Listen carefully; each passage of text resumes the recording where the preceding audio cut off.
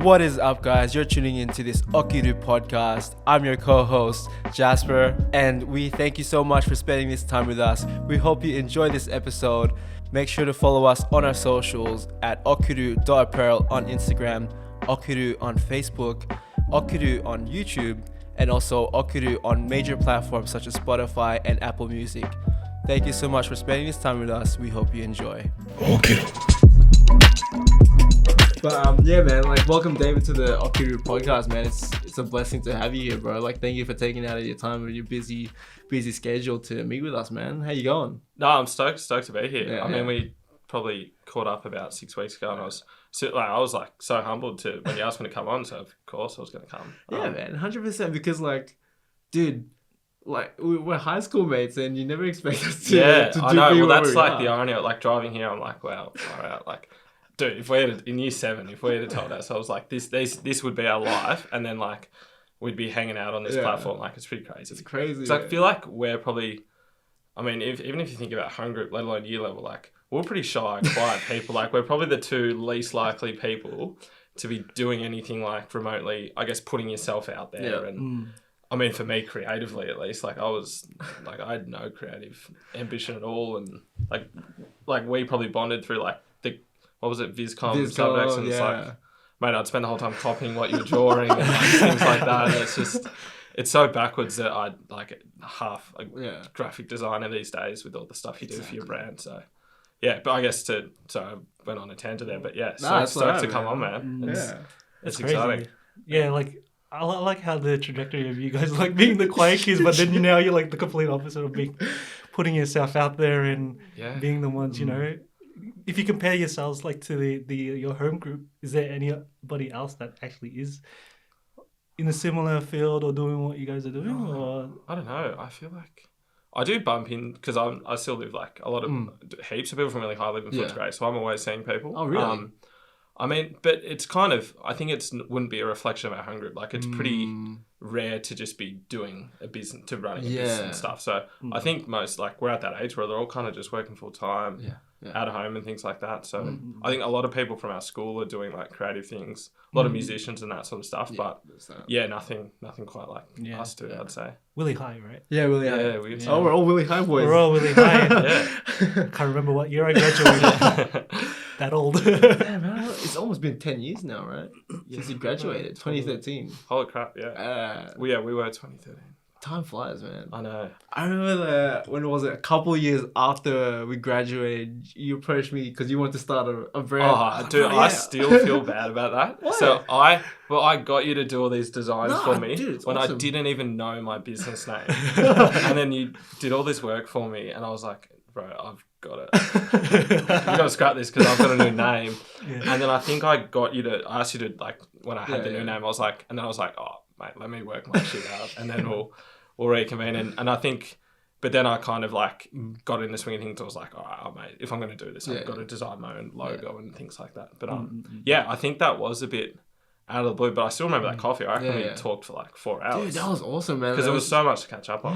Yeah. And we had like a similar thing going on in life. Like we had just broken up with our exes, similar experiences. Yeah. It was like, I think that was what it was about. Yeah, well, like, I think when I was talking to you, I'm like, fuck, you're me 18 months ago. 18 months later. Like, I could relate to like everything you're going through and things like that. So. And I think I don't even know if I'd started the clothing brand at that point. Not yet. We were just hanging out. Yeah, we were just hanging out. Yeah. And then like, I saw your stuff and I was like, damn, this guy's like, I saw the Cresmond file all over my feed and I was like, who's the Cresmond file? Yeah, because... Yeah, and then I started seeing you do it. I was like, oh shit, that's David. He's doing Cresmond file, man. That's it. Yeah. But like, we had a lot to talk about. And I guess ever since, I think not long after, like you probably started all the Okiru stuff as well. Yeah, not too long after that. I think it's almost the same time. I felt like almost the same time. I think when we started, you started in 2020, right? No, yes, I started. Like before that, you already planning. Well, because it took me 2 years to launch, so like I probably started working on it in 2018. I think was when I decided. Well, more just the idea of having a clothing brand. Like, if I could give any advice, it would be like start. Like I was way too scared to launch and wanted everything to be perfect when it just doesn't need to. So I guess that's why I sometimes feel exhausted. Like the Cresmond file is 2 years old, but I've been like slaving away at this for 4.5 years now. So 100%. whereas you guys probably like just got your stuff. Obviously, you're definitely more naturally suited to that kind of gig, but you guys just put something out there quality straight away. So respect to that. Man, no, you put out quality straight away too. Like you're ready for stuff. Like your style is. I guess crazy that's good. that kind of stuff. And well, that's the part that I'm probably grateful of is knowing what I guess like the vision of it would be. Not so much the creative aspect. That's where I thought way too long and hard about. But I see so many, I think, brands, especially like surf kind of style stuff, they just rush it and they like, I know, like overnight with the beer with a mate, they just come up with a name. Next day they'll punch out a logo probably with like a Microsoft Word font. They'll like put it on a t-shirt and then take a few photos on an iPhone and nothing will sell and then they'll just give up. So I slaved away. Like I studied every other brand around. Like I knew exactly what I wanted to be. And I guess looking back, and that's why I just had to start because I guess when I started, my products probably didn't quite align with where I saw the business going. But I mean, if you're spending thousands of dollars on t-shirts, like you got to sell them, kind of thing. So I did just have to start. But yeah, it was a weird phase when I was starting because I was like, I've kind of just got to get through this period and then I can slowly become, I guess, the vision I have for it. But grateful for all the thinking I did on it. 100%. I remember like when we first started, and then Jasper like told me about your brand as well. And then I saw all the stuff that you're putting out constantly, and then all the designs you're putting out. I was like, oh, this guy's killing it. This guy's Dude, we looked up to you, man. Yeah, we looked up to you. Same, but like, I was like watching all the stuff you guys are doing. Like you were running workshops with RMIT and stuff, and even just the designs. Like I was really, because I probably don't show much behind the scenes stuff, but I reckon it's so cool what you guys do. Like you seem to just capture everything and actually give an accurate representation of what it's like to run a clothing brand out of your bedroom. Like it's not pretty. It's late nights. It's no financial benefit really. But it's just all because you love it really. Exactly. But yeah, I mean that's funny you say that because you spend the whole time looking up to you and man. Like dude, it's like what you said, right? You spent 2 years before you launched. And then, that's when you launch. Like, tell us about that process because I don't think a lot of people, like, understand when you start a business. They think, like, the day you launch, the day before you already start planning it. Yeah. Or, like, even just early on than that, man. Like, for us, it was about 6 to 7 months before we even released anything. And for you, it was 2 years. Like, what was that process from 2 years to when you released?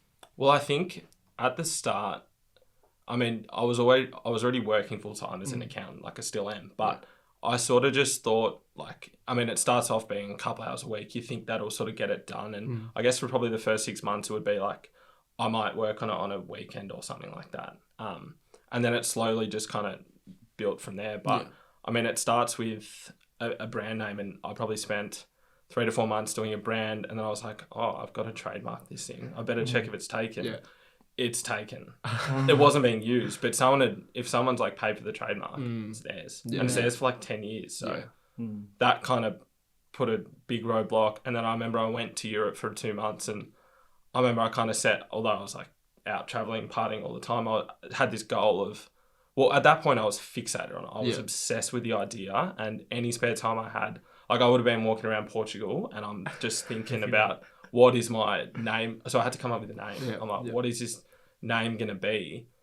And I guess the name actually ironically came out of the trip because it as a bit of a background, like I get asked all the time, what is the Cresmond file? And it actually isn't anything.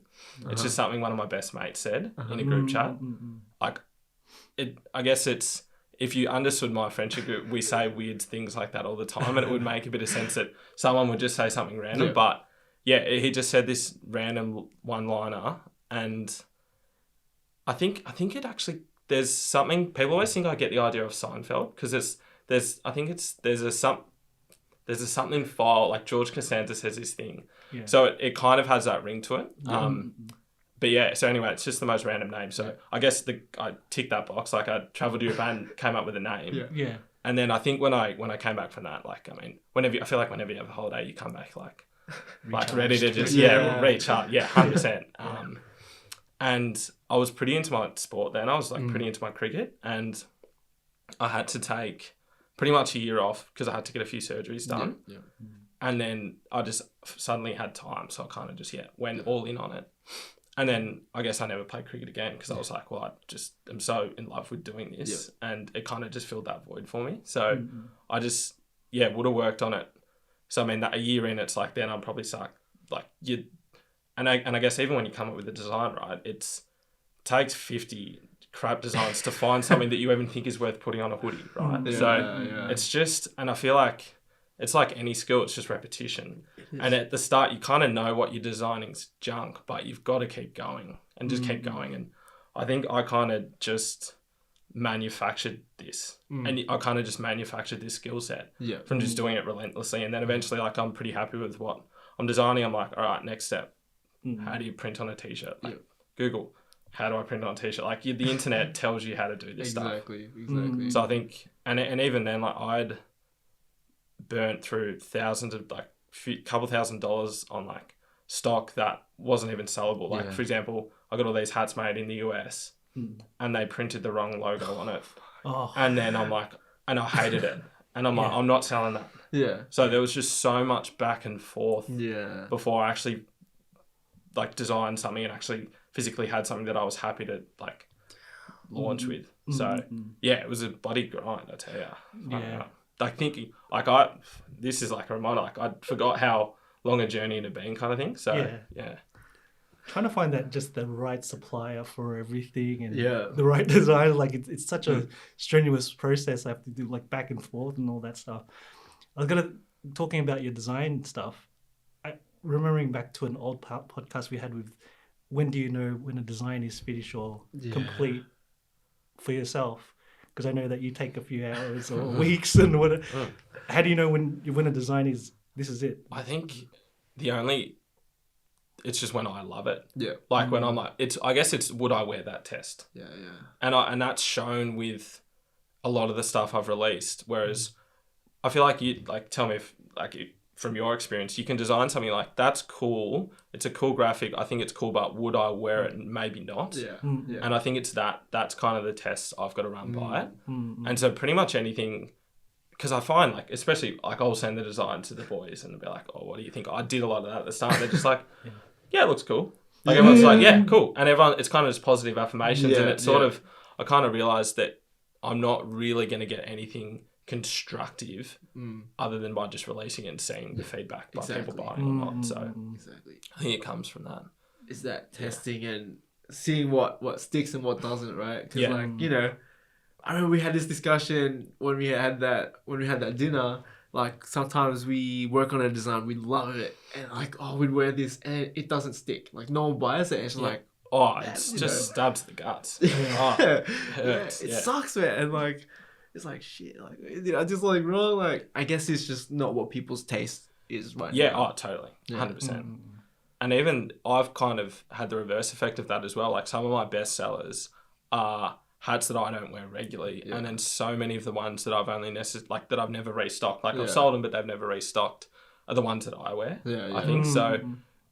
I'm now in the position where I'm like, I probably almost can't get too much in my own head as well. Like, it's kind of just, you got to find this balance. But I think I've learned that you've just kind of got to, like, I guess my whole motto is I want to stay busy. Yes. So I've kind of got to be, I'm constantly trying to find that next bestseller that'll just sell and repeat, that I can restock.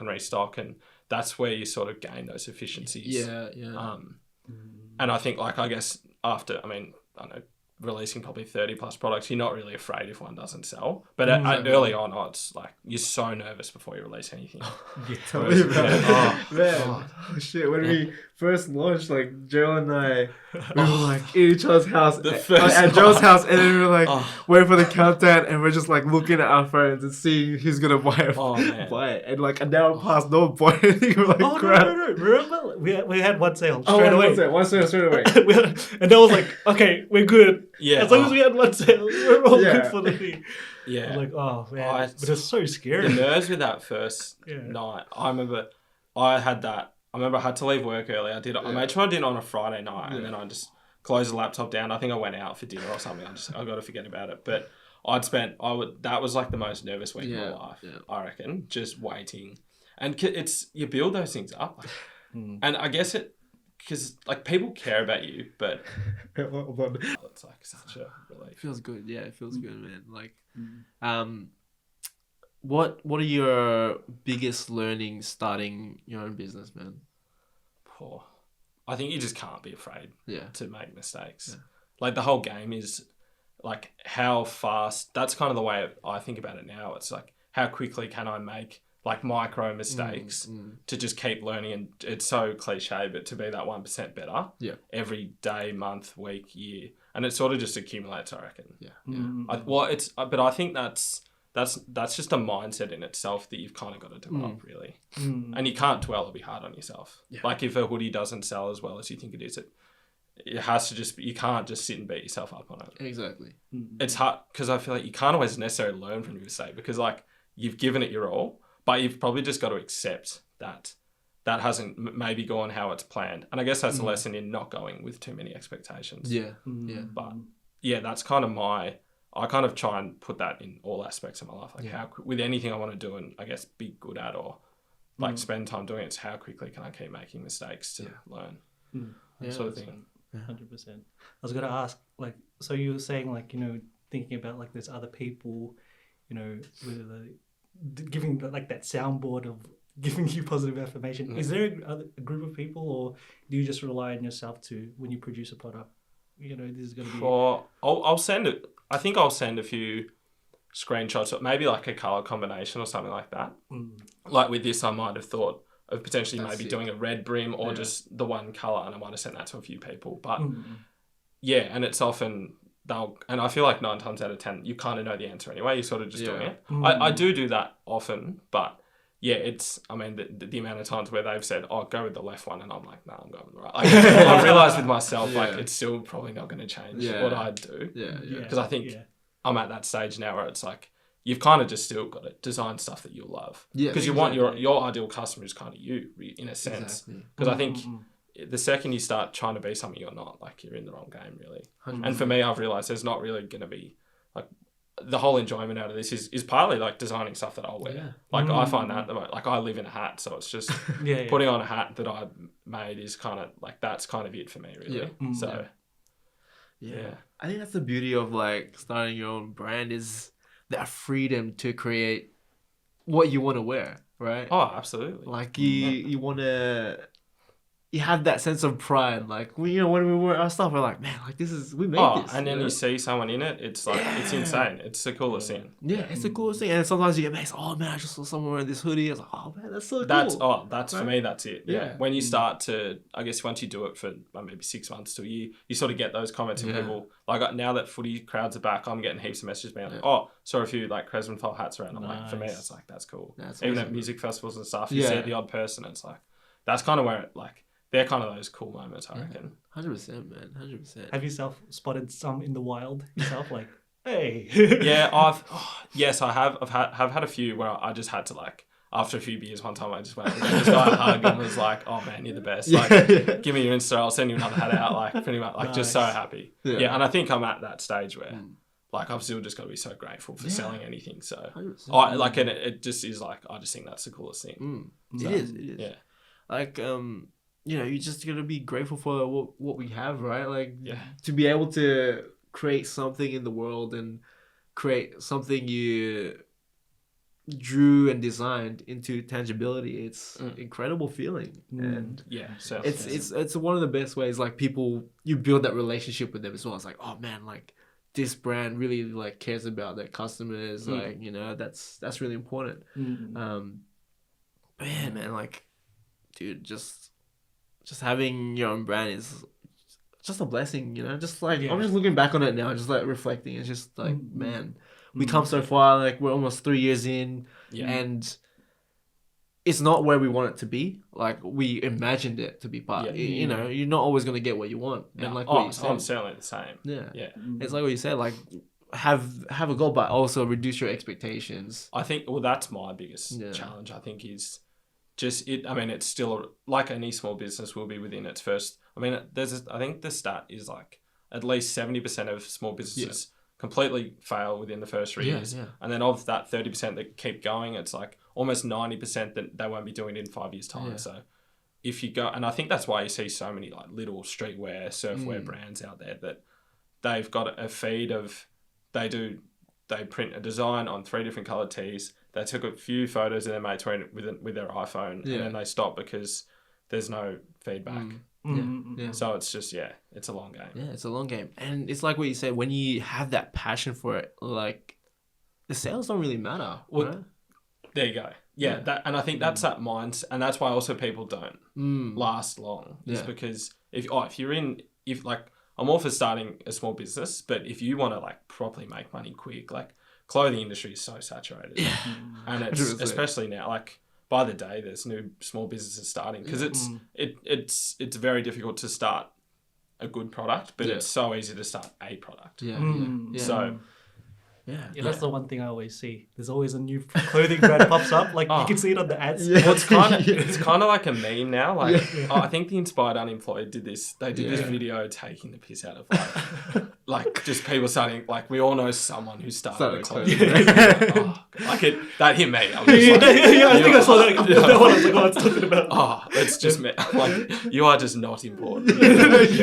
Exactly. Yeah. Well, that's why there has to be a little bit of that obsession and passion behind it, not just the drive to earn money. Like eventually if we could make this our full-time thing and it could help us survive, like we'd be out of a job straight away and just be working on this full-time, right? 100%. Like, couldn't agree more. Yeah. Because there's just something different when you hear it so often, right? Is that when you work on something you love, like if you could do that for the rest of your life, you would do it, right?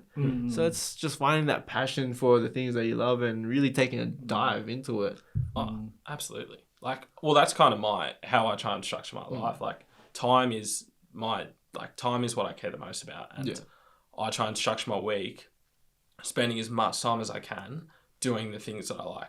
And like, I've had a few good chats to people. I guess back to what you said before is like, I've got one of my mates doing like, who do I get feedback off? I guess like I've got so many mates that run other small businesses and I can relate so much, like not necessarily, I do actually have other mates other than you two that run a clothing brand, but just I've got so many like creative, I guess, don't know the word to describe it, but I guess they're independent, they work for themselves kind of thing out there. And like the things that they tell me is just time is everything. And even just spending money to give back time. Like when I started the business, like, well, you start off, you design yourself, you take the photos yourself, you do the Facebook ads yourself, you do the Insta posts yourself, you're doing and you model your own products. Like it is just a one-stop show.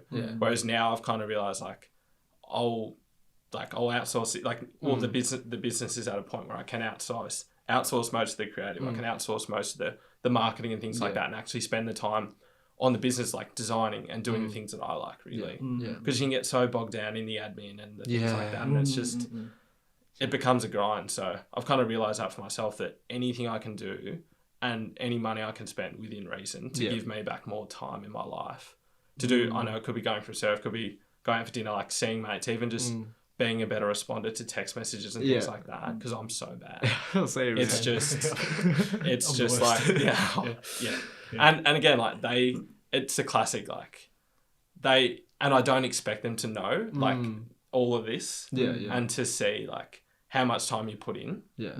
But because it's like, you're on a clothing brand, can't be hard, right? You put a few things on a t-shirt, like everything sells, or you don't have to stress about what's coming, when you're releasing what you're going to use, what supply, like what fabrics you're going to use and all that stuff. Like there are so many micro things that you wouldn't expect people to understand. But I'd love to be better, like be a better friend, sort of thing. I think we all want to be better friends. Like even me, I'm pretty terrible at replying to people as well. Sometimes like I'll get a message and it's like a month in, I'm like, oh crap, I haven't messaged this person yet.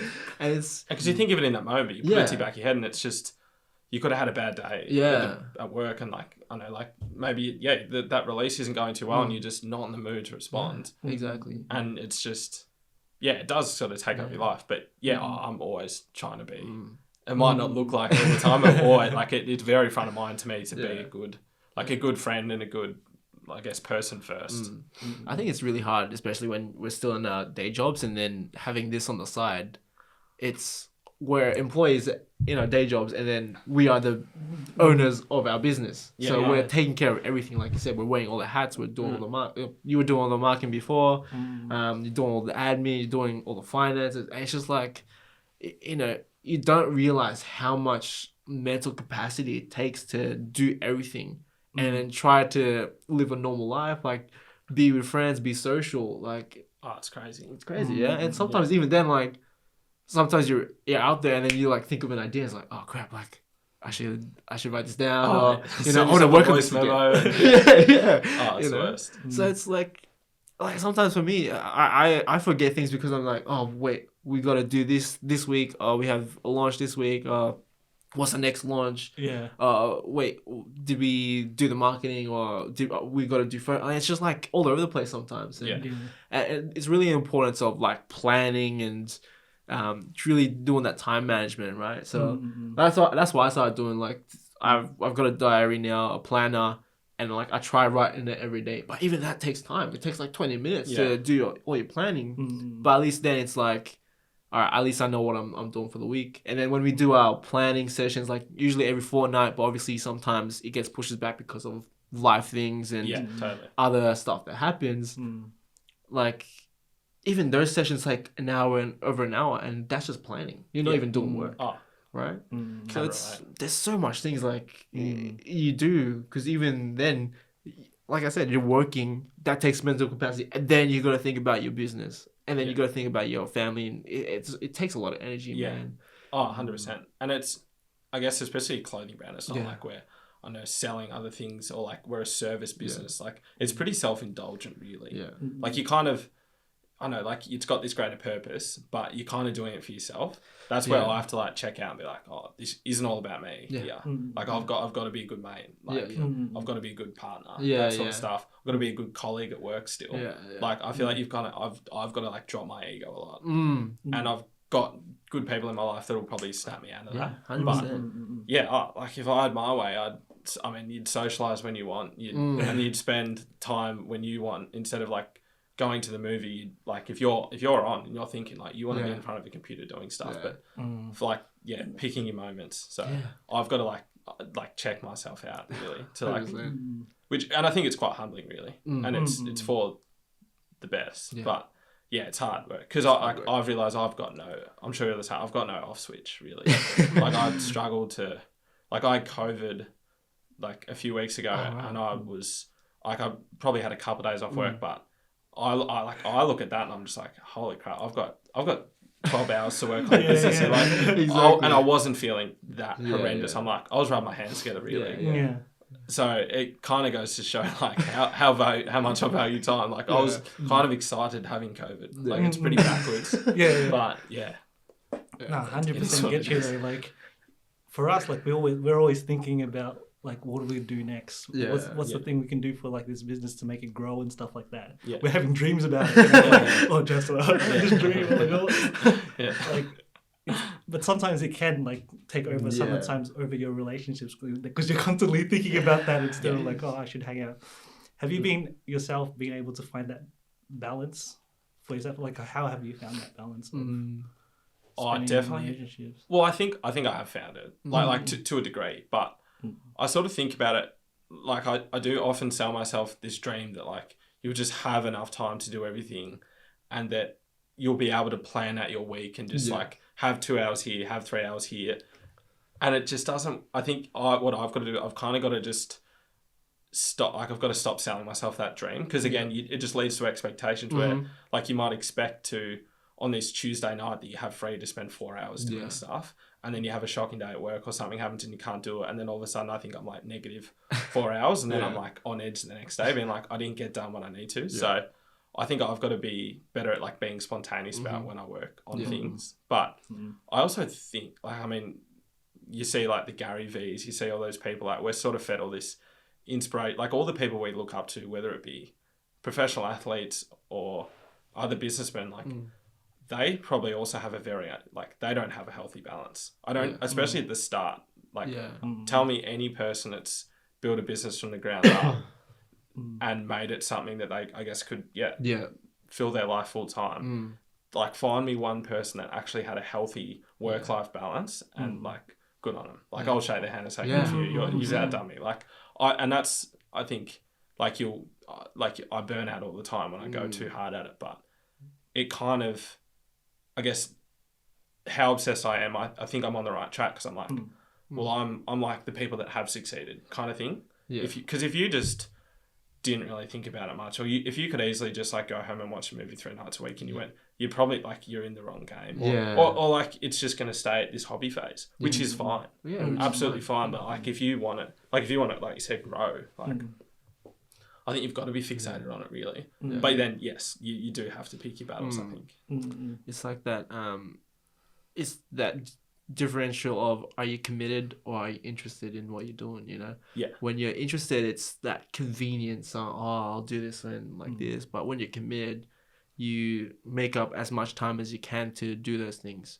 And I was talking to another mate yesterday about like that work-life balance, or just balance with your relationships or whatever. And I was telling him, man, I kind of hate that word balance, because it's like what you said, balance is, it's just a dream. Like, no one's gonna have balance in everything, because that means everything's gonna be equal, right?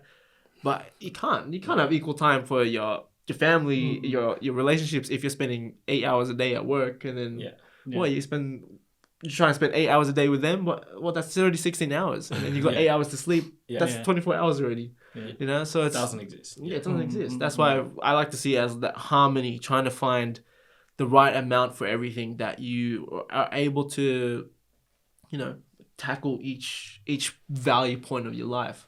So obviously, like, I guess I'm starting to find that balance, that harmony in doing the business, and I'm so grateful that I have a partner that's very supportive and always makes sure like, I know you're spending a lot of time with me, but you know, you have work to do, so if you gotta do work, you gotta do. I'm like, but I want to spend time with you, right? And it puts you in check sometimes. It's like, oh crap, I gotta do some work, because, you know, I dedicated that time. But it was also like having the like, what we've done is like Friday nights always date night, and I told Gerald, like, Friday nights date night for me. Like, I'm not gonna be on the message, and then I told Gerald, like, he has his own day as well. Like, those days are locked in for our time. Like, we're not gonna talk about business. If we do, like, I don't care if you message me the day after or whenever you're free. Like, if you have that time for yourself with your loved ones, always set aside that time and just lock it in. Like, I think you've got to manufacture it. You can't just be like, oh, I'll have a break. Like, no, you've got to, like, for me, it's like, you've got to block it in. You've got to, like, it's just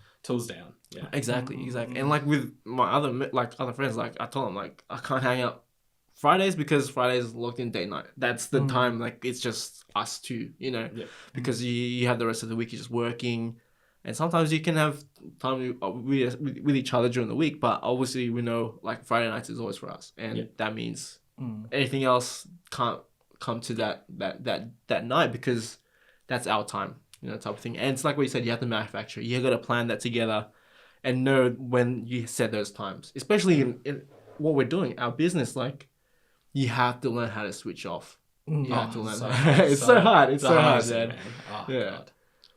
What do you tell yourself when you want to switch off, though? Like, what's the process of switching off? I don't know. Like, I feel like, I mean, sometimes for me, it starts with meditating for 15 minutes, just to like let the thoughts just float on by, and just, mine's more a distraction. I think, like, it might just be like, I know, cooking dinner. It might just be. Well, I think it's, for me, my off time is generally socializing. Because I've got a pretty hectic social life, and that's probably the one thing that I'm probably, I mean, and again, it's like, how selfish do you want to be? But sometimes I go to things and I'm like, I just don't want to be here. and I almost feel like I shouldn't be. But the one thing I probably like, I think I get it from my dad, but I never want to disappoint anyone. And I think I go too far with it, but I want to be at every outing. I don't want to miss. I get FOMO so bad. So I think that's, and I do you definitely utilize that as my off time. Because like, I guess I'd rarely work on, like, I don't work too much on the weekend, unless like I go for a surf and chill at a cafe for a bit. But because social is definitely like my off time. I think that's a good question. Yeah, what they were saying, like meditation, that's so important. When when you practice meditation, they always say like, oh, when your thoughts come through, just like ask it, like, what was the purpose of these thoughts, and then you just let those thoughts go through, right? Like, don't dwell on them too much. It's the same thing. Like when you're with your partner or socializing with friends, and you have a thought, yes, you could write it down, but like then you're taking away time from the people you're around. Yeah. And the purpose of that meditation is to learn to be present to where you are, right? Being intentional with who you're with. And that is a distraction. Those things that are good ideas, those are distractions as well. And it's just like, all right, like I gotta let these thoughts come through, whatever it is, and then just move on. Like you gotta let it go, like what Lim said. Just let go of those thoughts.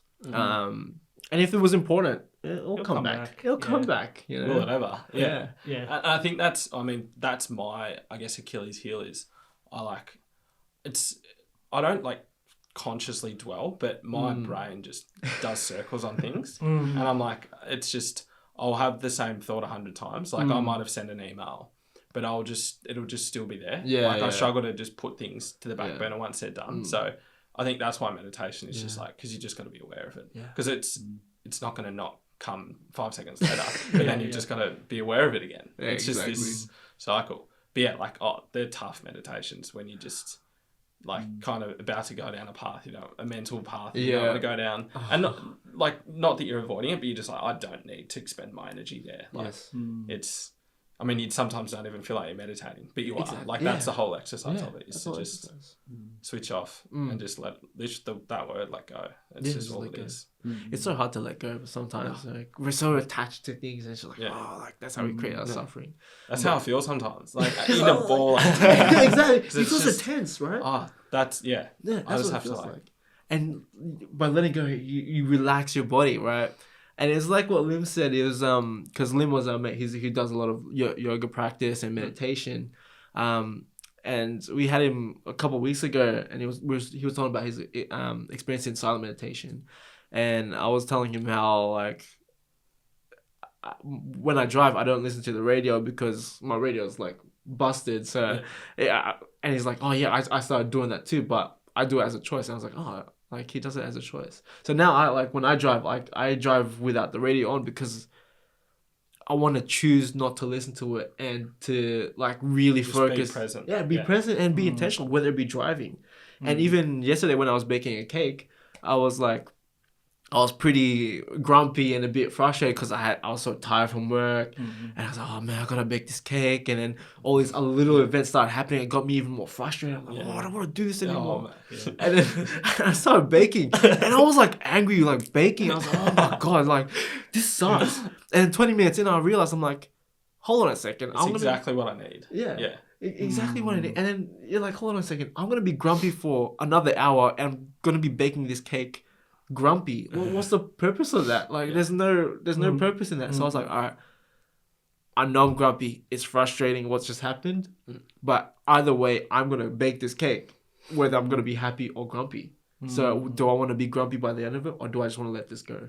And by that, having that thought and asking myself that, I was like, I don't want to be grumpy baking this cake, because when I bake this cake, I know I made it grumpy, and when I give this cake to share with people, it will remind me, and like they'll feel that energy of like me feeling grumpy about it. So it was just like, there's no purpose in that. So I was like, all right, stuff it. I'm baking this cake anyway. I'm just gonna do it, and it just calmed me. Like, I baked that cake in silence as well, like just hearing that everywhere going. So I was like, it was a good meditation. Like what Lim said, he's like, meditation doesn't have to be this formal sitting. Oh, that's just the penny drop moment for anyone that wants to meditate it. Exactly. It's just, it isn't like, I personally prefer to sit like literally on a cushion with my legs crossed, but because that's just how I started doing it. But yeah, it can be anywhere. It can be anywhere. And just like, you can just go for a walk. You can 100%. Just be at your desk and just listen to the conversations around you. I think I do the drive one a bit. Oh, really? Especially on like if you're just driving 5 minutes, I'm like, well, when am I going to listen to one song? Like, I might as well just, I find it helps. It does. It does, man. Like, and I would find myself just having a clearer mind whenever I arrive at a place. But when I was driving here, I was listening to a podcast to kind of like prepare myself. So I was like, all right, I need to be like... You pick your moments. Huh? Yeah. You pick your moments. Yeah, you pick your moments. You pick your moments. But like, that's great. That was a great thing that Lim said, was like, you don't have to sit to meditate. It's just that practice of just being intentional and being present where you are, man. Like, and do everything that you're doing with intent. Like, sometimes you could just be brushing your teeth for like that 2 minutes, or, you know, making tea. And it's just that moment of just giving yourself a break, giving yourself grace, and, you know, being in this moment to just breathe. Yeah, to breathe, man. Since that last time, I actually started doing all that stuff. Oh, really? I pretty much cut off music completely. Yeah. for a while. Yeah. I'll pick my times. Pick your moments. Because you even think about it, when you're, even just before you go off to drive somewhere, you're trying to figure out, what song is good. Right. And you sometimes spend so long getting frustrated, like, not that one. Exactly. And like, it's just like pointless. Like, so yeah, during the drive, you just, that meditation, you have your thoughts and stuff like that, and just like, okay, it's good. You always arrive more calm. Well, for me, yeah. I was having those thoughts where they're like those hidden things that you don't sometimes, because you're distracting yourself. We're from so stimulated all the time. Yeah, exactly. That's exactly. it. For me, that's it. And I've read a few books on that. Like, I've just flooded myself with that kind of content. But the big one for me was, I forget the author. I think his name's Cal Newton or something like that. What did he write? It's one of his books I read is called Digital Minimalism. Ooh, and it's kind of just the whole like social media detox type kind of book, but he talks a lot how like being bored is good. Because like it's when it brings out, like, it's kind of when you get creative. And it's when if something's on your mind, it's going to come to you and you're going to address it. You can't just put on Netflix. You can't just put on Netflix. You can't just scroll the feed. So I used to, like, when I would drive for a surf, I'd leave my phone at home. Really? And it was kind of like anxious, because I'm like, if my car breaks down, it's screwed. But it was just, and I did that a lot actually, like reflecting when I was like starting this whole, like my Saturdays were like, I was single and I was just driving, like rain, hail or shine, I'd drive up an hour and a half, surf a few hours, drive an hour and a half home. And potentially like would work at a cafe, and that's just like thinking time. It's like deep work. That's beautiful, man. And that, because it's where you like, you kind of got no choice. Yes. But we've got it because we're so stimulated and we're so addicted. You've got to manufacture. Again, you've got to for me, I've got to manufacture it. Yeah. Like, you can't, like, you know, when you go for a walk and like you got your phone in your pocket, you're like, well, I'm not going to check my phone. What do you, like, you're going to check your phone. But if you leave your phone at home, you got no choice. And then you just... True. Yeah, it's like what James Clear says, like, make it easier for yourself. Like, that's perfectly explained. Like, why would you use the extra willpower to test yourself? I mean, you could test your willpower, but then again, you're kind of planning for failure in that sense if you haven't got the willpower to do that, right? Yeah. But dude, exactly what you said. Boredom is so important, man. And I think we're so fearful of being bored. It's a fear, don't you? Yeah, when you like actually address that feeling, it's just scared of being bored. I remember when I was in like high school, before I even had social media, I would have rather lost my phone than my iPod. Remember when you used to have a separate iPod? That was like, I couldn't, every car trip, earphones in. Every train trip, earphones in. And because I didn't realise it, but I would never have a moment throughout the day where I wasn't just like being fueled with something. And it was just, when like reading those books and realising that you've just got to take it away. It just, does wonders. Yeah, it's crazy. Dude, now I'm like realising that silent meditation that Lim did, I'm like, man, I kind of want to try that now, you know, that by 10 days of 10 hours of meditation, no communication, no. He did 10 days. Yeah, he did 10 days for 10 hours. I've like heard about those camps. They, like, they're not, if that's what you want to do, that's enormous. I mean, that's scares the hell out of me. Like, I try and meditate daily, but that's a commitment.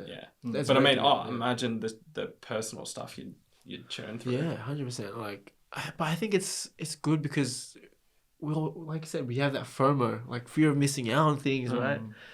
We're missing out on certain events because now we don't have to have the brain power for that. We have our calendars, we have Facebook that says, oh man, someone's birthday today. It takes away that brain power, the mental capacity, and to think of those things.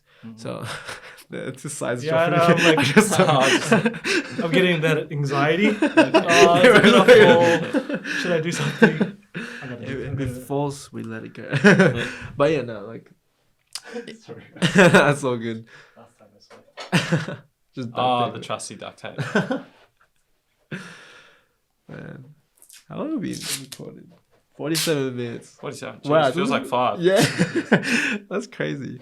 See, this is the thing, like these podcasts, man. You just sometimes you just get lost in time, and you just like having these conversations. I was just thinking this midway through. Like, I'm not that you're not present out for dinner and stuff, but when you know the microphone's turned on and you're listening, you're actually listening to your own voice.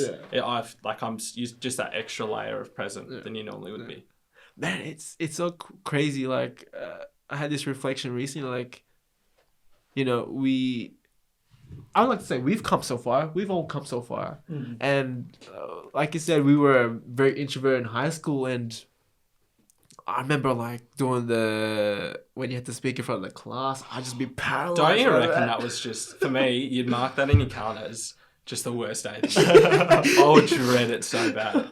Oh, it was, yeah. I reckon that year 10, that like it probably peaked for me of like being so like insecure. Oh, bro, me too, man. And just even though the teachers would say you will lose marks if you don't make eye contact, and I would still just print it, read on a sheet, go like that. Yeah. And I'm like, I don't care. Give me a 6 out of 10. Yeah. I'm like, I don't want to put myself through like looking people in the eye and talking. Like I was that bad. Yeah. I mean, we weren't alone there, but yeah, that kind of stuff was just terrifying. And then here you are doing a bloody podcast. Like, it's crazy. Out of all the people. Yeah. I hated that at high school, yeah. Any time you had to speak in front of anybody, I was like, oh no. Yeah, it's just like start scary. sweating. Yeah. Everyone's just looking at you like, oh, what if I say something wrong? Yeah. Or I stutter, and it's just the second you're thinking about it, you're already cooked because you're just the first thing you're gonna do is stutter, and it's just beads of sweat. Like when you're like visibly sweating, it's like, oh my god. Exactly. But I want to come back to this like boredom thing because like this has come back in some of our podcasts. We talked about it with Josh briefly, and Lim brought it up with being in silent meditation. And like, man, are we ever bored these days? Like we're bored because the stimulation isn't stimulating us now. We're not bored because we are just being present with like where we are, you know, type of thing. Yeah. And it's just like one thing I realized being my partner is I noticed we haven't been watching like a lot of Netflix because it's like that stimulation. Sometimes you just sit with each other. Sometimes nothing's happening, but you just feel that comfort of the silence. And it's like, is this boredom or is this just like us just being present with each other and then you're just being there type of thing? Like when are we just there for each other? When are we just there for ourselves as well? Like I remember that period when I was going through like my breakdown. Like I had a massive breakdown like last year. It's still going, but anyway, it should be fine. I realized like I was alone, and sometimes just being bored was important. That's all right. Sorry for the interruptions. We are just testing out a new sign, and it just fell on us. It hasn't learned how to get up yet, so unfortunately, quite ironic for the name Okiru get up, then it just falls. You'll get on up us. for the next one. You'll get up for the next one. But anyway, yeah, just you know, try being bored sometime. You know, just do nothing and just sit. Yeah. Well, I think like I wouldn't say I'm at the point where none of us enjoy being bored, but I think it's just knowing that that's what's good for you. It's kind of like it's just like the medicine you need. Yeah. And I think in that book I like reference like he sort of describes it as that's where the magic happens. And let's say for in uni it's just like you'll smash at that assignment if it's as an accountant it's where you'll be your most productive. It's just like might as well get this done. And even for me like creatively you kind of just that's where like I do my best work just like in silence kind of thing. Yeah. We're just on an absolute roll. Yeah, like sometimes you just get into the flow state, right? That's it. I think that you just micro flow states. Yeah. Like it's what was it? Like, it's hardest to work on a blank piece of paper because there's like nothing to work on. So as long as you start drawing something and you start building those small steps to something, it could potentially create something great, you know? And it's like we said, sometimes the greatest things come out of the boredom. You never know when those happen.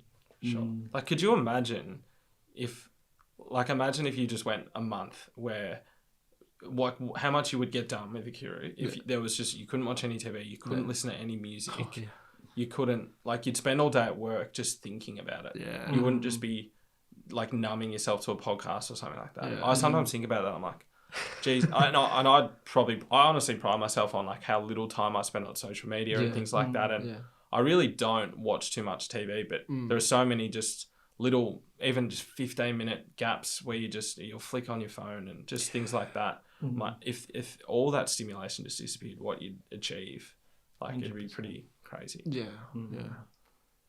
There's just so many distractions these days, and it's getting louder and louder as well. Like, you hear it, just like boom. Yeah. You scroll on your feed and you just see like this news article, Will Smith slap, blah blah blah. Better watch it. So it's just crazy. But yeah, like, they made it so easy for us. Like TikTok, you just swipe and and I think it's just knowing that our phones are, and that's another analogy from the book, is he kind of just refers to our phones and Instagram is like slot machines. The same like technology behind slot machines to keep you addicted is the same stuff that is on our Instagram and TikTok feeds. Like, they're tailor-made to just keep you invested.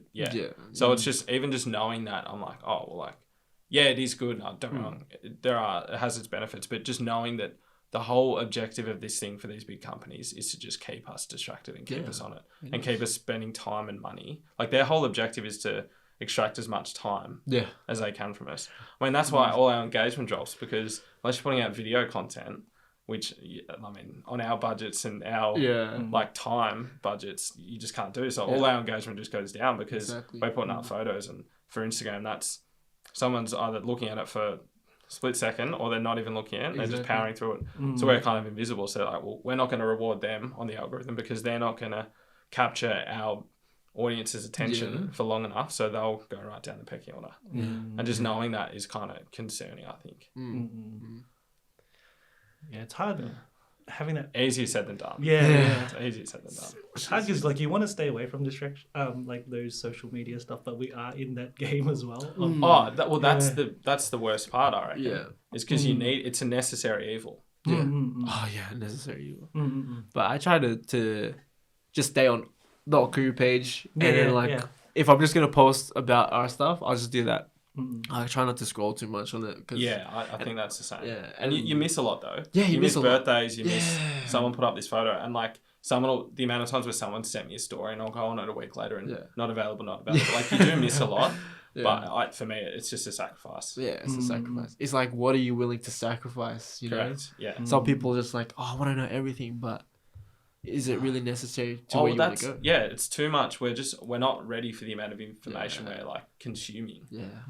Oh man, it's like someone said this and it was just like, bro, like we are like information obese. Like we're just intaking information so much, and then it's the same. It does the same thing as like being obese of food. Like, it's not good for your health. You just have all this information that it's just taking your mental capacity, man. It's just, and that's why for me, like, I try not to scroll too much. Sometimes I get the cheeky scroll. Sometimes if you're on the toilet, of course, like, no doubt. But that's why I try to have a book in the toilet now, because now I'm just like reading. But obviously you forget. Right? You forget. You fall to old habits. 100%. But yeah, that's why, like, sometimes I have like 10 messages that I haven't read. I'm like, oh, I'm sorry, I just don't want to look at my phone because I don't want to fall into the trap. Because that's like, when do you ever go onto Instagram, for example, with the one objective of, I'm going to respond to someone's message. And when is that you only go on it and you action that and you get off? That just never happens. That's never happened. I don't think that's ever happened to me. It's a 15-minute it's a 15-minute hole. It is. Like, I only try to do it if I'm messaging like you to get on the podcast or someone else to get on the podcast as well, because you know that takes a lot of effort, trying to find people like, hey, you want to jump on the podcast? I can't imagine. You know, like as well as we're making a business, we're trying to get people to jump on the podcast, right? So it's you're in constant communication with those other people, and you're trying to keep constant communication with your social groups and your friends, your family. It's just like, man, like sometimes it's just like, that's why you have to make that sacrifice. What am I gonna sacrifice? Is it the feed, or is it I'm just gonna spend some valuable time trying to connect with people who we can have on the podcast? Yeah. So yeah, man, like. Kind of jealous of the people back in the old days where they just like you didn't have that social media. And you just had to like, if you want to see your mate, you go knock on their door. Like, hey, what's up?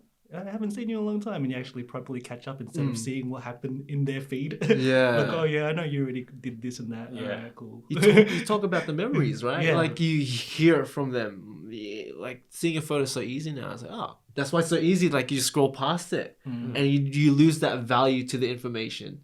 Whereas if you have a conversation and you talk about the life, it's like, wow, this is different. You talk about your experiences, you describe them visually. Then you see it for yourself, as opposed to it just being like a microwave and just like giving it to you in a click of a button type of thing. Yeah, 100%. I forgot what I was gonna say, but yeah. Anyway, my brain's just gone. I know, we've gone on so many tangents. Yeah, That's how I think. I'll go from one thing, I jump across. I struggle to like stay on course. Yeah. Like we'll listen back, and I don't reckon one question you've asked me has been like I've answered in just one sentence. It's always. I love that. I love it because it feels like an actual discussion, dude. Like I love catching up with you because it feels like, even though we haven't seen each other for so long, it feels like we could just be like just old mates again. Like that's what's good about having these podcasts, right? And people get to listen in as well and find the value through your experiences, our experiences. And I think that's one of the greatest parts about what we do. And one of the things I love about is we get to share your story, we get to share other people's stories, and it's that journey of going towards something that we all want to do, that we're passionate about, and that we have this necessary obsession, right? Yeah. I think that's it. For me, it's passion. Yeah. I think that's all it comes down to. And I just can't ever see myself. I know I get scared thinking about not having something on the side. That scares the hell out of me. And because, the day's going to come where you might have a family and things like that. But, I don't want to think about that. Because it's just it's just everything. Yeah. And it doesn't matter how small it is. It's just, like, you spend all your day thinking about it, really. Yeah. So, yeah. That's awesome, man. This is sick. What's next for you guys? Well, I was just about to ask that question about you. Nice first. What's that? Okay. What is next for us? I think that's a good question because right now we're really focused on. We're grateful to be blessed. Be asked to join this pop up on May 22nd in the Melbourne. What's it called? The third day. The third day. And it's like this. Some people just reached out to us and they were like, "Hey, like we're having this event. We want you guys to have a pop up." And we're like, So cool. Bro, like why not? That would be so 100%. cool. That's what we're really focusing on now. But after that, we're trying to think of how we can really expand. How can we like grow this thing? What's the next step for us? Like we're almost reaching our third year. I think it's a good time to really think how we can really grow the team or how we can really expand our reach, type of thing. I think that might be the focus, I reckon. Yes, what do you 100%. think? Yeah. I think the next step is, to move this into the hobby thing to the next phase of actually being a proper business and expanding. You're so much more than a clothing brand now. Yeah. Like with what you do and what you do with these, like the community, even this podcast, like you're out here preaching.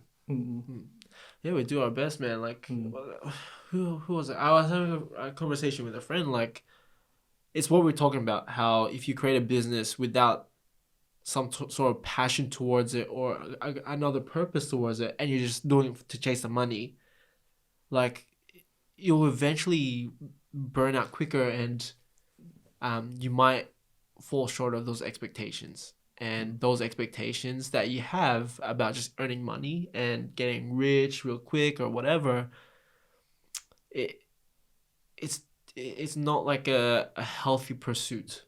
And you hear, I had this example, like you look at Elon Musk, he didn't have, I don't think he did, but from what I've heard, he didn't have this idea that he's going to make so much impact in the world. He wanted to create a way to go to space, to Mars or whatever. He wanted to create electronic vehicles, and his success was a byproduct of his passion to do those things, right? And I just reminded my mate who was like looking to start a business. I'm like, remember, it's not about just the money. Like, the money will come if you're passionate about what you're doing. Yeah. You know, because if you, let's say for us, like if we didn't have that passion and on the first launch we didn't get that sales we wanted, we probably would have quit. But it was more than that. That's just why so many quit. Yeah, because they don't see the money coming in. But it's like what you said, that the market's so oversaturated with so many clothes. Yeah, well, duh. Like, that's why for us it was more like, man, this is so fun to have our designs go out. We get to see people wear it. Like, that's the cool thing. We have the freedom to see what we want to wear, what products we put out. That's what we love about it. And then obviously we want to do. That's why we have this thing to get up, to rise together, because we want to see other people succeed. There's enough success for everyone. Yeah, right? That was such a big thing for me. Like, I reckon my first 18 months to 2 years, I just thought I was competing with every other small, like, surfy style clothing brand. And I would just see, like, you'd see them reshare, like, someone, like, tagging them who's bought their hat or their bag or something. And that would kind of, like, almost eat away at me a bit. And I'd be like, why aren't I selling enough? Yeah. And that was just such a toxic mentality. Just comparing. Like, when you have that comparison of, like, oh, my God, this brand is succeeding more than us. Man, like, there's always going to be a bigger fish than you. You know? There's always going to be a bigger fish than you. Like, you want to do all these great things, but probably someone's already started doing that before you anyway. So, like, just... I mean, we're putting designs on clothes, right? Like, we're not reinventing the wheel here. Exactly. Like, Exactly. That's why if you have that passion of doing what you love and doing it because you love it, like, the money's just going to flow in eventually. But you got to be committed to that pursuit of it. Like, hopefully one day, yes, the clothing brings us more money, but we just do it for the love of it, man.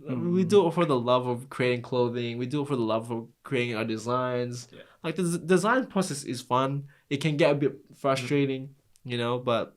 And it's fun to see when you do photo shoots with people and they're just having a fun time. They're like, oh, like, you know, this is so fun. Like, I've never done a photo shoot before. Yeah. And it gives people the opportunity to be a model, you know? And you do that too. Like, you give people to be a model as well. You give people the opportunity to work for you, like, to market your brand or whatever. Like, that's a blessing, man.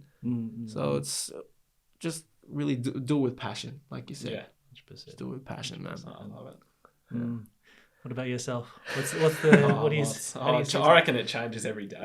Like, what do I want to do next? Like, I'll see someone do something and I'll be like, oh, I want to do that. I'm still in that phase where I want to do everything. And it's kind of like, I had to probably really rein it in. Probably about, honestly, dead set 12 months ago. Like, the business was probably, like, it was at a point where it was probably, like, all the cash just went into this one drop. Because I had like a pretty lean period. Like, I mean, you know how it is with trying to advertise online. Like, it's so hard to get it right. Yeah. Especially when you just, like, went, like, the whole trial and error. Like I said, trying to make mistakes, but those mistakes are costing you hundreds of dollars sort of thing. So cash was getting pretty dry and I was like, all right, like, what's selling? Like, for the first time, I got out of my own head and was like, what's selling? Oh, I'll probably, at that point, I'd probably spent half amount as I had on hats as I had on tees. Probably more tees to hats. Yeah. But I'd sold 5 times the hats to tees. I'm like, well, like, it sounds so simple looking back. I'm like, all right, well, you're still a clothing brand, but let's just nail hats for a year. Yeah. And now I've done that and I've like kind of been blown away at, like, even just something as simple as that. So I'm kind of trying to still, well, it's excitingly, like, I mean, we're a long way off summer, but I'm sort of starting to think about summer and I'd love to add a few more accessories and I'd love to start doing some bags, even sunglasses. I'd love to start doing to just expand the range a bit. I guess from a content perspective, like, it'll break up the feed a bit. It's not just hat after hat after hat, because I'd love to be posting more frequently on social media, but I don't want to sort of overdo it. So, but yeah, I'd love to become Well, I guess for example, there are two things for me, right? Like I love sunglasses. Yeah, I'd own 20 pairs of sunglasses, all different shapes, different colors. I love them. So it's like, it makes sense for me to be doing sunglasses. Yeah. I also love tote bags. I just reckon they're really cool. Mm. And it's something simple and easy. And I think, if you do it a bit different to your standard tote bags and add a few different features, then it is again a point of difference. So I'd love to profitably expand the business, not just be like, oh, I think that's cool, I'm going to do it, and then pinch myself later when something doesn't sell. Yeah. So I'm trying to be more calculated with what I'm doing. But I think, it's at that point. And I also just want to stay ahead of the game. Yeah. Like, for example, I'm wearing a hat that I'll probably release in 8 weeks. So I think I want to stay ahead. I think I've found I managed to, the whole last year, like, nailing hats kind of allowed me to get ahead. Yeah. And I think I just want to keep ahead of the game because, as you know, it's an absolute roller coaster. Yeah. And I think I'm in that phase where I'm trying to scale the business now that I've started working with, like, say, a marketing agency and things like that. And even just learning to let go of control. Like, I'm the biggest control freak. And especially when, you're giving control for something that you also kind of know how to do as well. It's sort of, it's not like I'm outsourcing things that I have no idea what I'm doing. It's sort of like, well, for me, it's like I was doing my own ads. I was getting X returns. So, like, I want to see, like, better than that kind of thing. So it's like when you're not, it's just like learning to work with other people and like, knowing that also, like, you're not their only client, for example, at this marketing agency. So I've got to learn how to, I guess, and that goes back to scaling the business, is giving away control, because it's not sustainable to keep doing what I'm doing on top of a 45-hour work week sort of thing. Yeah. So I think I sort of want it to look less like a bedroom business sort of thing. And I think, like, it's just generating enough funds to make it look quality. And I think it'll come from there. I think that's kind of what I've been thinking a lot about lately, is you've got to nail the product first before you worry about, like, I'd rather spend the money now to improve how things look and everything about it to then, because then if you get the marketing going right, you can just scale. But it's just, I don't want to try and scale a product that isn't great, or even just the quality of photos. So it's just, I've just got to keep focused on improving the quality of everything, because it's going to take so long. But I think it's just, you just kind of got to keep making these, like, I feel like they add up. All these calculated decisions just add up. And then when you find something that works, you can sort of just leverage off that. So it's dope, man. That's it. Yeah. So I think you're going in the right direction, like, with everything. So who knows? Like, it is, I mean, but it's a classic, like, you have your good weeks and you're like, far out, if this keeps going at this rate, I could probably step back from work a week and pay myself out of business. And I've had those moments lately, and that gets me so excited. So it's just, I just kind of want consistency for a while is my main thing, before I get too erratic and ahead of myself, which is what I tend to do. So I sort of want it to get I want the business to prove to me that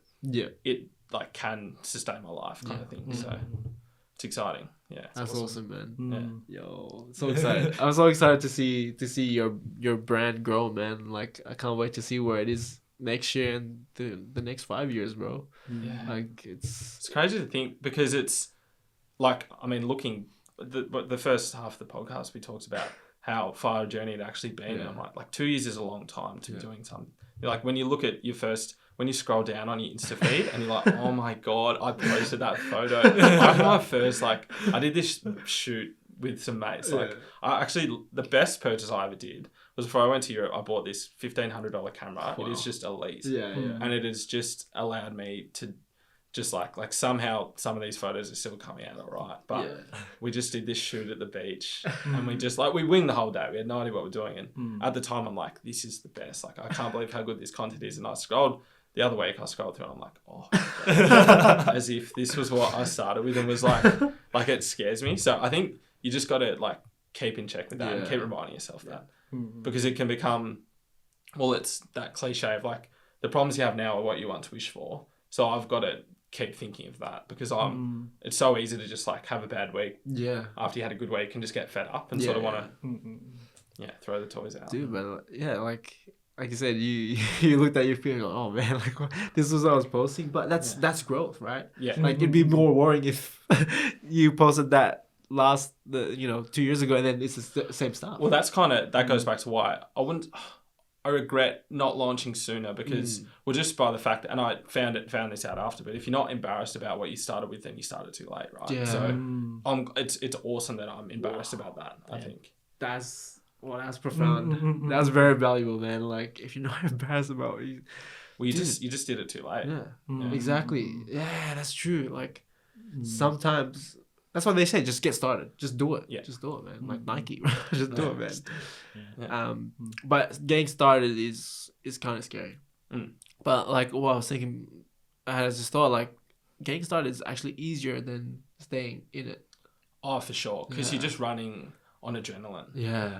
Yeah. Like once, like when you see that first t-shirt you printed, like it's the best feeling. Yeah, it is. I think that, I think it's trying, and I think that's what it comes back to, like still, like I've got to make sure, for me, it's designing. Like I set myself like a bit of a KPI of like at least designing one new hat a week. Yeah. Because I'm like, if I spend too much time doing parts of the business that I don't love, like I'll burn out and I'll fall out of love with the Cresmond file. Yeah. So I've got to, and again, like you've got to keep ahead of the game. You've got to be designing that next product that's going to go well. So I think that's been a big learning for me.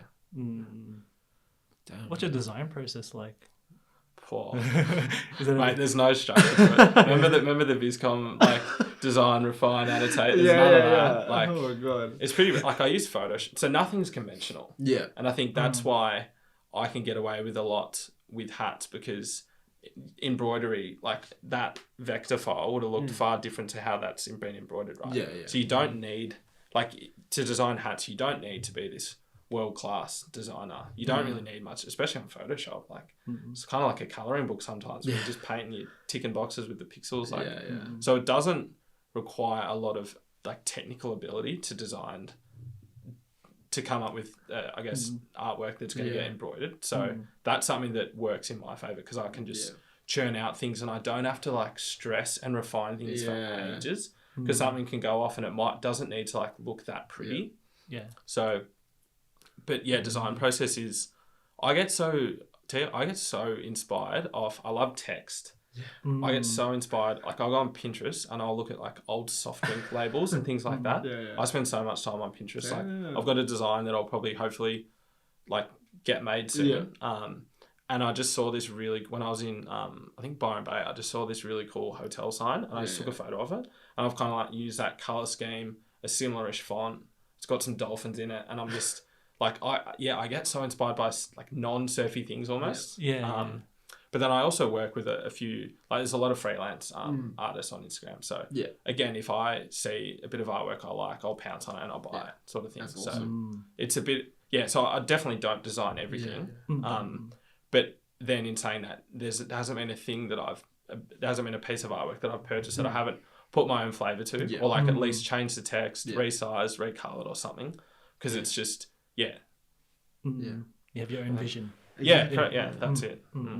Dude, like that's so good, because it kind of removes that fear of having to be so technical about something. Like you could just start it, and like you get inspiration from a hotel sign, type of thing, and you just draw on Photoshop and like you create designs from that. And I'll just like screenshot a photo, like copy it in there, and then I'll go to work almost looking at it, kind of thing. Like you're not copying it, but you're just being inspired by it, sort of thing. Like I'm doing, like I see a lot of people, like it for me, there's none of that. Like I'm the most like unconventional clothing brand operator going around. There's no iPad that starts with a drawing that gets transferred in and then gets touched up on Illustrator. I don't even know how to use Illustrator. I've got the oldest version of Photoshop available on a 13-year-old laptop. Like I'm just, and we had this chat and I was scared that my laptop was going to die and I'd have to like find another free version of Photoshop to use.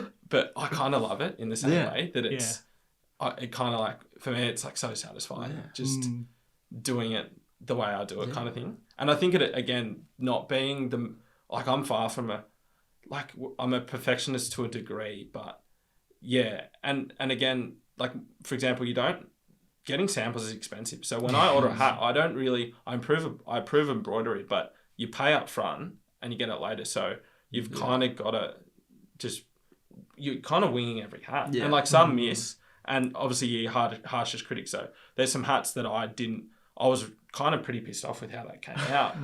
But it's too far gone. Like you've paid, there's none of that. Like you just think that you're able to like kind of walk through that process. It's like, nah, it's like, or here's a 50% deposit. For a lot of tees, it's 50% deposit. But for hats, it's like, nah, here you go. Give us your money and we'll do our best. And then if we don't have the right color thread, it's tough luck. It's not, they're not that accommodating a lot of the time. So it's just, but you do learn. And I think that's one thing. There probably is an art to like embroidering things. Definitely. And for me, it's often, especially with the stuff I'm buying, you've got to remove detail.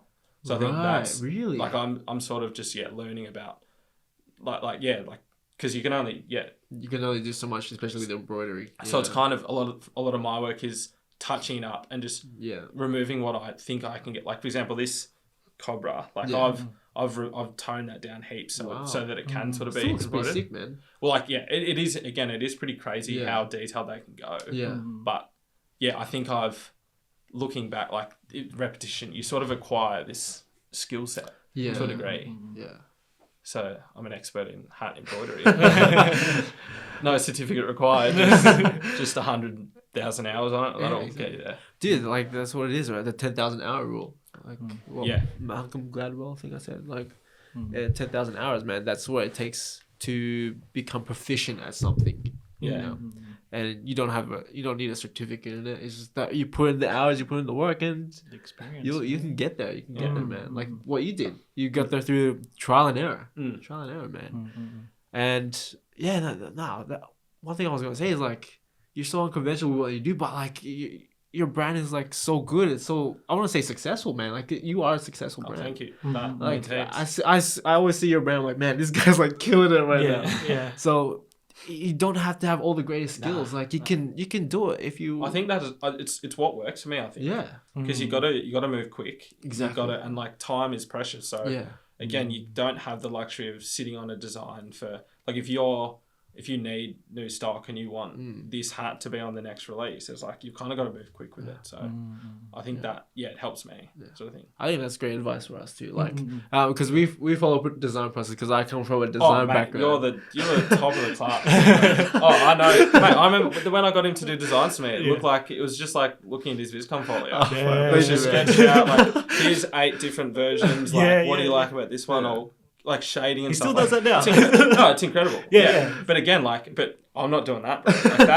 that is so cool. So no, I appreciate it. But it kind of works for you. Yeah. That's what works for me. That's what works for us, right? And it's really that process of finding what works for you. But like, I guess what we're really saying is like, you're just gonna get started, and through that process of getting started, you'll find what will work for you. Yeah, exactly. And through our experience, like we are still young businesses.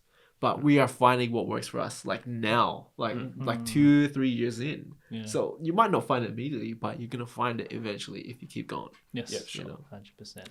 But anyway, I want to be mindful of time, and I know it's a work week as well. So like, how about we wrap this baby up and let's.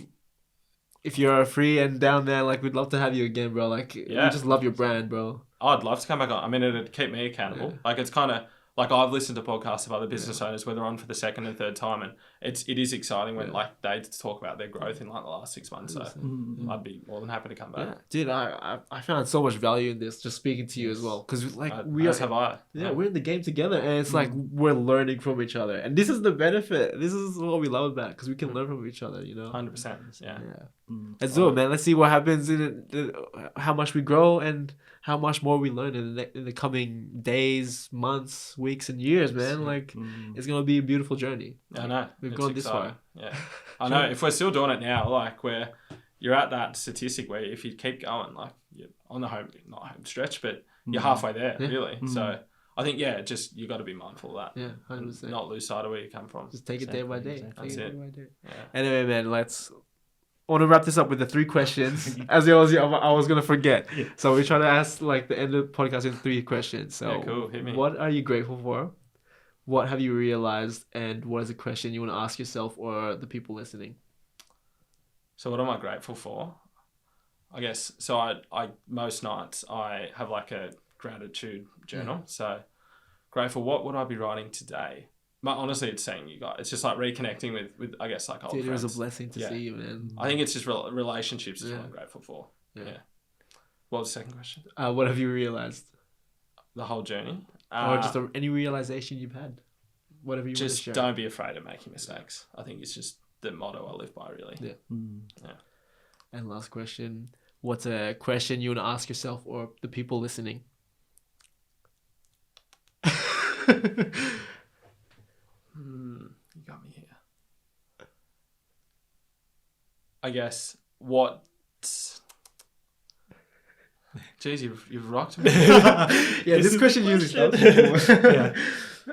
I guess what does success for a small business look like to them? Yeah. I'd love to know that, right? Like, because we're operating on a small scale. So, like, for example, you said before, like, we think you're really successful. So, like, I'd love to know what other people's definitions are of success, because I get caught up in that a lot about what even does success mean for me. Like, so, yeah, I love hearing about that. So, that's my question. Dude, that's awesome, bro. That's awesome. Thank you for coming on. Like, really appreciate you with this podcast, man. Like, holy shit. Like, this was so valuable, man. And it was, dude, it was such a blessing to see you again, man. Dude, so great for having me on. I can't wait for the next one. Yeah, 100%. Anyway, did you want to tag anything or, plug yourself? I mean, Instagram at the Cresmond file. I'm sure it'll be in the show notes. It'll be in the show notes, man. We'll put something out about this podcast as well. So 100%. Dude, awesome. Thank you so much. We hope you guys enjoyed this podcast. We hope you found some value through it, and always stay safe, always take care, and always get up. Okiru.